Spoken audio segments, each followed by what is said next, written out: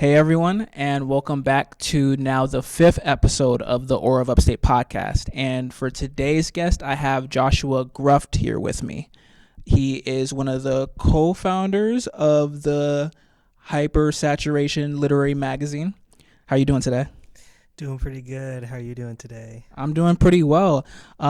If I believe you remember, we had met previously at one of the collective effort events, and I was telling you even before I got awarded the grant that what this project was, and that if I was awarded it, I would have loved to have you be a guest.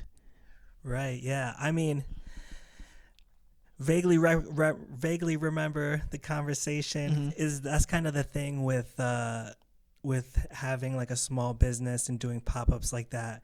Like you have conversations with like hundreds of people, Right. seemingly like, and but it's always cool getting to circle back and do something creative with somebody that you get to meet at a party. And that's one of the inspirations of the magazine was getting everybody I've been meeting at the party and putting them in a magazine and, you know, make it physically available for people to take to parties and take to their homes. So let's just start off with the magazine and how it came about. Cool. Yeah, it was the summer of 2021, and we're getting out of the pandemic, and I was reading a lot, and I wanted to have something for people locally to be able to see art from local artists, Right. kind of the way we see art from all over the world in our local comic book shops. I wanted there to be a magazine locally where people can see the amazing art that's being created locally.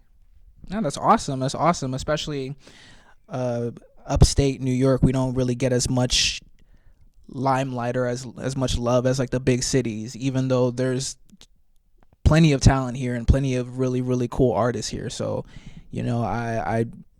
I'm in love with the project that you're making and the light that you're shining on the community. Cool. Yeah, it was really important to make it physical too.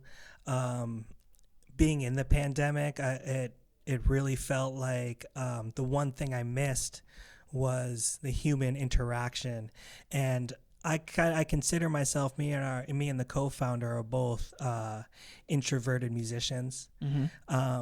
But then as introverted musicians, we forget that when we're partying with the musicians or we're having a show every weekend, it's interacting with the community.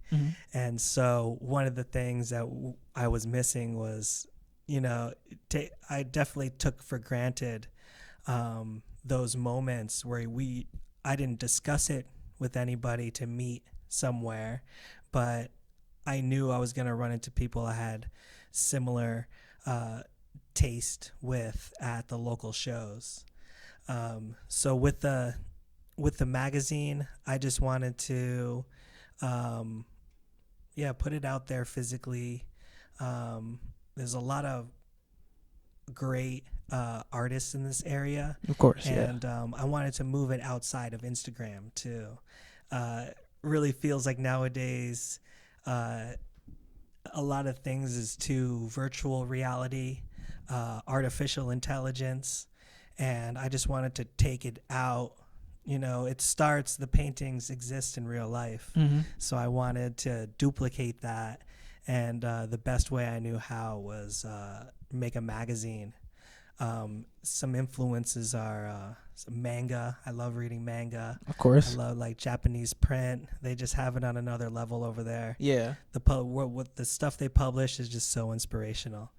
But then locally, Rolling Stone, when it was like the big Rolling Stone, like the size of like a 12-inch vinyl, and I just loved every month. That was like the only way you could see your favorite artists and like high definition. And like, we had MTV, but that was pretty grainy, a standard def. So like the highest quality photos you can get was in Rolling Stone. So that definitely was the inspiration to make the magazine full color. Yeah. Because a lot of local artists as well, full color. And even, and that doesn't mean we stray away from artists that, don't really dabble in vibrant colors. There's layers to darkness as well that we're able to showcase too. It's been going pretty great so far. So when you were first starting the project, like the very first issue, did you already have artists in mind that you wanted to include in it? Did you not have anyone in mind? Did you reach out to people? Did people reach out to you? Like, how did the first issue come about? I'm always interested in how the beginning of a project came about.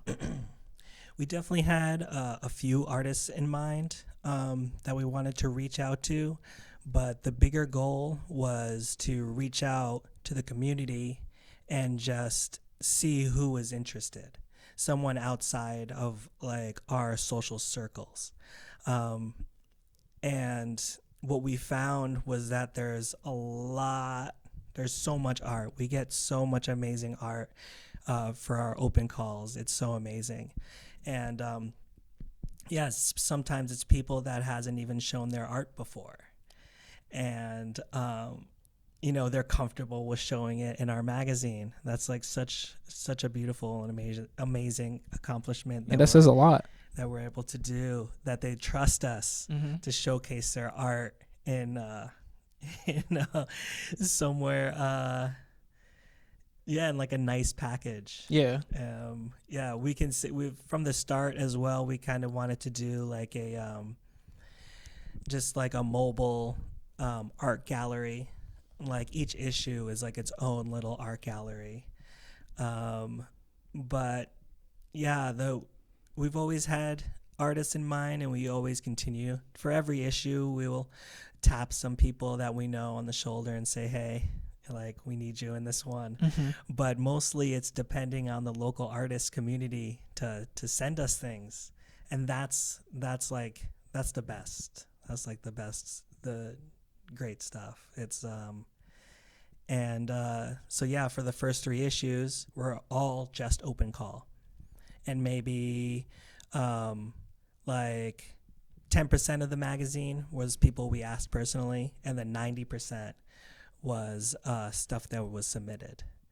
And after that, the next 3 issues, we started focusing on like outside of the spectrum of art, like food, fashion, and tattoos. Ooh.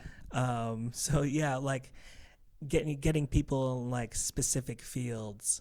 One thing we weren't getting from the open call issues was that we weren't able to focus really on one specific subject. We were just able to give like a wide-ranging scope of the scene, the art scene. But we really love the single subject issues. So we're able to really dive into the subject, get different sides, different point of views. With the tattoo issue was so fun because we interviewed 12 tattoo artists, and they all just had different answers for pretty much everything. Yeah. And like, that's one thing as an artist I love to do. I love to show people that there's not one way to do things. The only way is like your own personal way. So it's really great with every issue of this magazine. It's great to show people that you can really just create from within and then bring it out. That's really cool. I'm looking forward to the newest issue that's coming out. What can we expect out of that?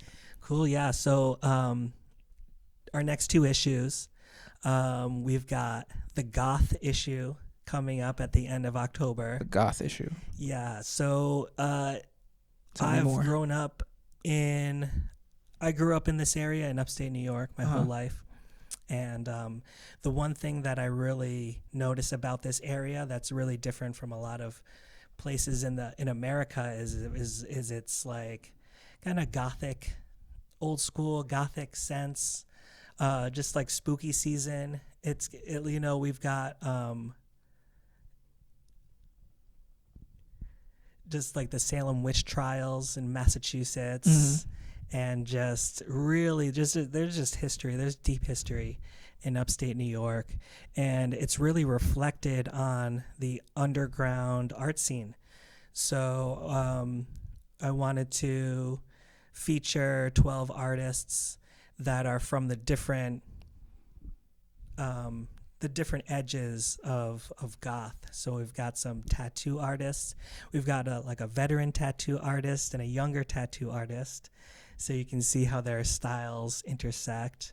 A local black metal record label, Adirondack Black Mass. We've got an interview with the creator of the record label, which is really fun because they're new to the area as well. And they just started 2-3 years ago like we did. So another point of the magazine, bringing people who are starting new things and being able to showcase them, I really love doing. We've got local oddity dealer, the dentist office in the magazine. We've got some goth fashion in the magazine. We've got goth food, Goth food. Yeah. Can I get a little more information on goth food? Yeah, some local restaurants that put a lot of that good flavor, like really good dark, deep flavors in their in their meals. So we've got 5 great restaurants, and for that one, we have a new food correspondent. So every issue from here on out is going to have like a dedicated section on food, which is important to me personally because I just love food. And then coming up in December is our 2-year anniversary, and it'll be an open call issue. The open call is going on right now. The open call ends November 1st. But every other issue we're releasing from now on is an open call issue. So everyone needs to get their art together, scan it. Send your art to them. Get the good scans too. That's like sometimes we have to pass on someone's art because it's not the art itself, but the quality of the photograph that they took of the art. So it's like, we would love to add it, but unfortunately the photo isn't that great. So I would suggest hiring a local photographer. There's definitely a lot of them around. So getting your artwork professionally photographed is very important. But then we're also looking for poets. So keep your eye out for a Hypersaturation themed poetry night as well. Awesome. So specifically for the artists out there that are watching, that are hearing about your magazine for the first time, if they wanted to submit their art to you, how specifically would they go about doing that? There's a link in our Instagram bio. So at Hypersaturation on Instagram. There's also hypersaturation.com where you can check us out, you check out the issues, figure out what we're all about. And then go to Instagram, find the link in our bio. There's a little questionnaire. Submit your work, and we'll be in contact. All right, awesome. So if you had a friend, and I've been asking this to every one of my interviewees, if you had a friend who had never been to Upstate before, they'd have no knowledge of Upstate, and they were here for the weekend, and you were tasked with showing them the best time possible, where would you take them? Yeah, downtown Troy. I would just take them around downtown Troy. There's so many fun places, bars and restaurants in like such a small area. It's really easy to walk around. So downtown Troy really gets the award for the great bar hopping always. And as a foodie, what food spots would you recommend? Yeah, definitely. Shout out to Mikasa. They were keeping me fed throughout the whole pandemic. Mikasa, Mm-hmm. Unagi Sushi, amazing sushi there. But when they have the sea urchin, you gotta run Sea because urchin. because they sell out pretty fast of the sea urchin. Is it good? I haven't had it yet Oh, because it sells out. But yeah, Mikasa, Unagi Sushi, and Nighthawks. Nighthawks definitely has one of the nicest staff, an amazing back of the house. Uh, it has a little bit of everything. You can get a burger, and you can get some gourmet, farm to table food all in one place, and some delicious desserts and drinks, and it's indoors and outdoors, and yeah, it's a great place. We're so lucky to have Nighthawks in our backyard. awesome. So you said you've grown up in upstate New York. You've pretty much been here all your life. Um, but I'm assuming you've also traveled and been out of upstate New York. So tying that back to your literary magazine, what do you think it is that you get out of your literary magazine being based here in upstate versus how it may have turned out if you weren't doing it here with a different community? Um, Like, I'm thinking, it would be, I'm not sure. But I do want to say, though, that heavily, heavily inspired by my time living in New York City. I went to City College in New York for music education. mm-hmm. And while I was there, you're just able to experience every culture around the world. It's the fashion capital of the world. Like, pop stars are born on every corner. And there's just something in the water in New York City that just breeds creativity. That being said, for me, it was a little too much, The city? overwhelming, Yeah. because I play different instruments. I play in bands. I DJ, and so I could play in a band and DJ like every night in New York City. There's clubs for days. Mm-hmm. I always suggest to young artists to go and live in New York City and go nuts. Don't sleep, burn the candle at both ends, do all the gigs, and then, really figure out what you want to do out of art. Get it out of your system to do all the gigs and, play all the shows and all the cool bars. But then moving it up to Troy really let me focus on the art I personally wanted to make.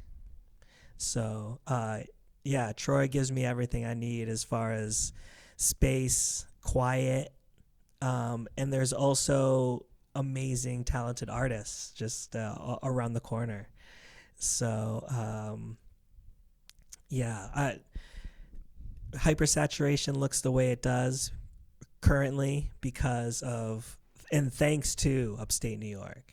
It's 100% Upstate New York magazine. All the artists on the cover have been Upstate New York based, and yeah, and I thank Upstate New York. Yeah. And yeah, I just love it up here. I've got family in California. I go out there a few times a year now, and New York is just really just cozy, and just really love the aesthetic. Just the outdoors, the Adirondacks, the Catskills, just driving through, just like is just so peaceful, and then just like the nature out here, you're really close to nature. Yeah, absolutely. Because for me, I've been living upstate for like probably the past 14 years, and I really never got to explore it because I was always in school. And then when I went to college all the way out in Buffalo, and I never really got to take the time to really see what is here. because it's different from the city. Like if you go to the city, you're gonna see everything. It's all in your face. But I guess the beauty of upstate is that there are a lot of really nice places, a lot of really cool spots, whether that be going out or just nature, but you have to look for it. That's the only thing. But yeah, there's definitely some great nature walks that you could take. There are waterfalls, and I definitely spent a good majority of my summer trying to be out and really explore the area. Yeah, that's 100% important. And yeah, and it's kind of hidden, kind of in purpose, kind of gatekeepy. The human population is kind of destroying the earth. So it's kind of, I don't really blame the upstate New Yorkers like hiding some stuff. But yeah, with the hypersaturation, that's the one thing we try to go into all the little nooks and crannies and let the people know about it. So do you have any huge aspirations for hypersaturation? Like what's a big goal that you want to accomplish or that you want to see within hypersaturation? Yeah, definitely taking it to a place where I can publish other artists' work. So yeah, hypersaturation is just the warm up. Eventually I want, every artist I've published to have their own book. Oh. So what we've been able to do so far is help publish Other Artists magazine. We've worked with Castle Jackal to release Castle Jackal magazine, and we worked with Ripley Weaver to release their comic book. So that right there were 2 bucket lists, check marks. So from there, now we got to go even bigger. We're taking requests for advertising. Mm-hmm. That's another big thing that's going to help the magazine grow, is kind of tying in other local businesses to help the magazine grow. So like locally, and then the whole magazine is relying on, local artists. If, artists stop sending art to us, then, we won't have anything to publish.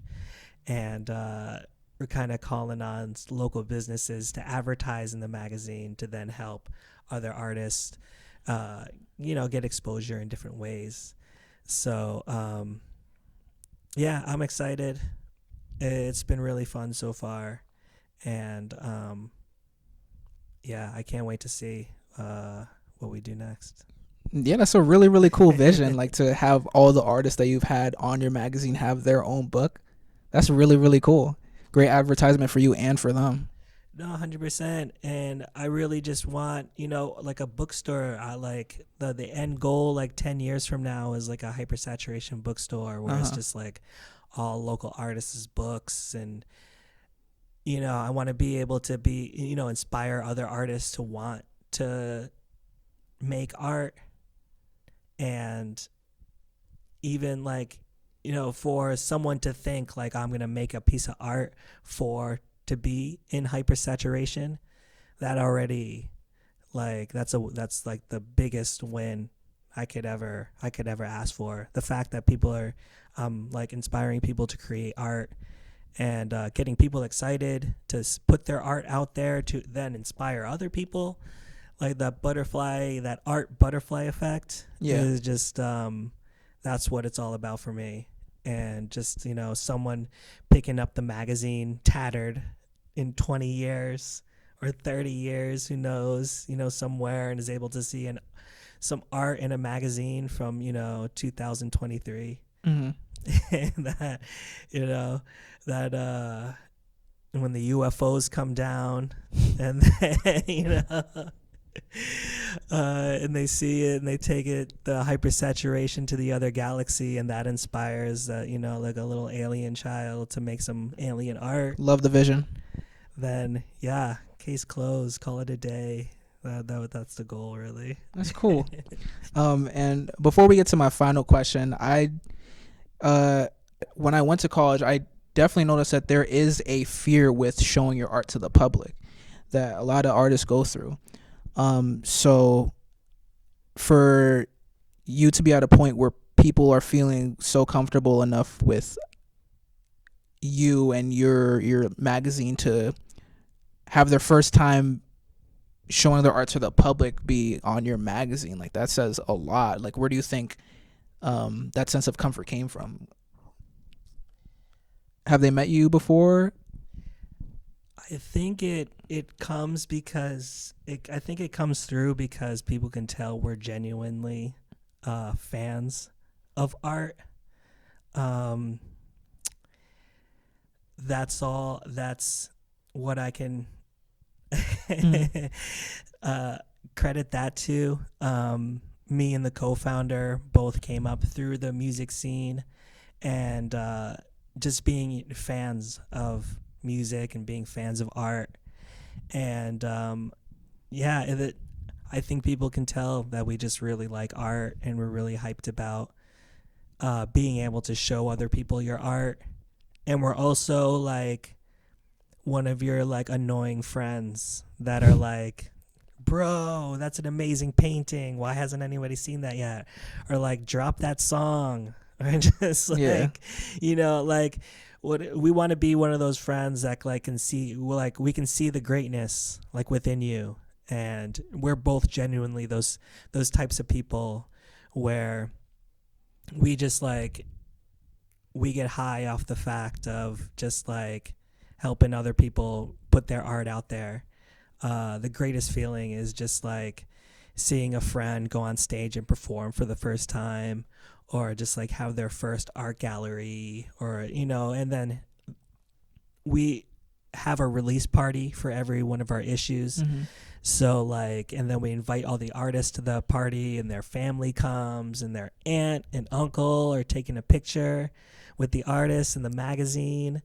And just like being able to create those moments is just like is like bonus points. It's like getting the magazine printed. That's like, kind of game over as far as like what we wanted to do. Right. And but then like the bonus round comes for when the aunt and uncle get a hold of the magazine, and they're taking a picture of it, and they're posting it on Facebook, and it's getting likes and the hugs with the heart. And those are very powerful moments that you played a part in. It's really cool. Just because from as an artist myself, and being like 16, playing on stages, and having like my grandma go and see me on stage, and just like the reason I was able to be on that stage is like the artists, and the club owners, allowing it to happen, and just be able to be one of those like club owners that puts young bands on is really great. Okay, so for my final question, how would you describe the aura of Upstate? Yeah, like I said earlier, it's kind of gothic. There's a lot of history in upstate New York, which I even personally, just like throughout my whole life, are still just like digging through. But a lot of creativity. A lot of people travel upstate to be creative, mostly because it's to escape civilization. The civilization being like New York City. So that being just like the hub of the entire planet, like gives like upstate New York such like a relaxing just feel. You can just relax and know New York City is gonna be fine. They're doing their thing down there, and you can just come up to upstate New York and relax and enjoy and eat an apple from the tree. Sit in an Adirondack chair. Really be one with nature. Exactly. Watch the leaves change. Like see like a family of deer. That's get a hot dog, a mini hot dog. All those things.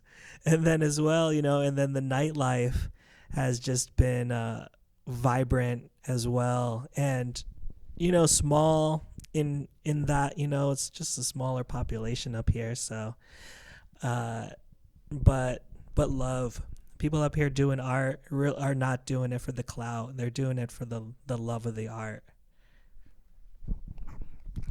Well said. Well said. Thank you, Joshua, for taking the time to be a part of this project. I greatly, greatly, greatly appreciate it. I love what you're doing with the magazine, and I wish you all the success in the world, and I hope you accomplish every goal that you have set for yourself, my man. Thank you so much, man. Thank you for having me. All right, and that's it.